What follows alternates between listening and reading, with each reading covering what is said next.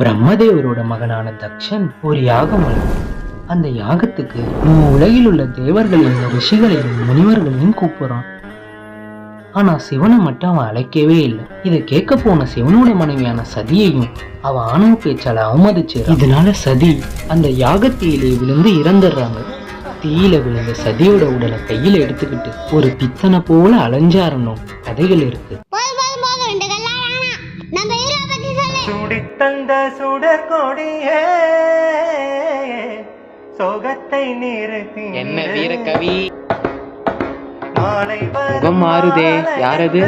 யாழிசை கோவில்ல பரதநாட்டியம். காதல் ஜோதி கலையும் ஜோதி கலைமகள் மகளே வாவா. யாருக்காகவோ ரொம்ப நேரமா காத்திருக்க மாதிரி தெரியுது.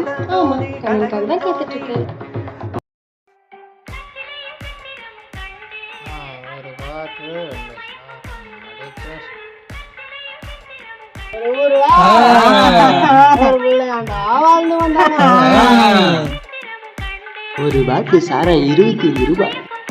25 ரூபா. ஆசைப்பட்டாலும் மூலிகை சாராயம். வெளிநாட்டு சாராயம். ஒரு ஐரூட்டு பிள்ளையா மாதிரியா பேசுறான்? இந்த பரமேஸ்வர் நல்லூர்ல நல்லவனா அது இந்த ஹரிச்சந்திரன் தான்.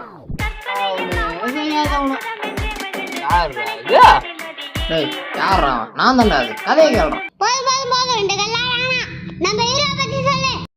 நந்தவனத்திலே ஒருவன் ஆடுகிறானே.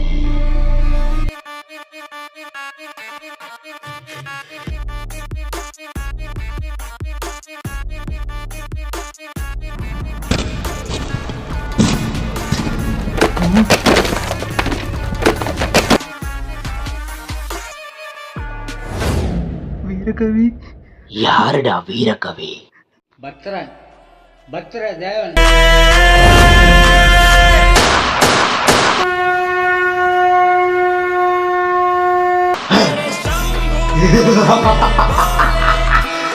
பரமசிவன் பெத்தெடுத்து நரகாசுரன் வம்சம் வந்த பாண்டுரங்கத்து பிள்ளை பத்ர.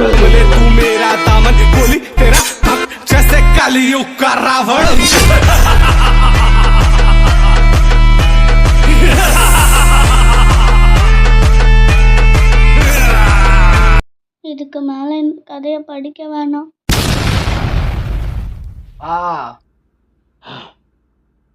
பாண்டரங்கா, இன்னொரு உயிர் வருது, ஏத்துக்கோ.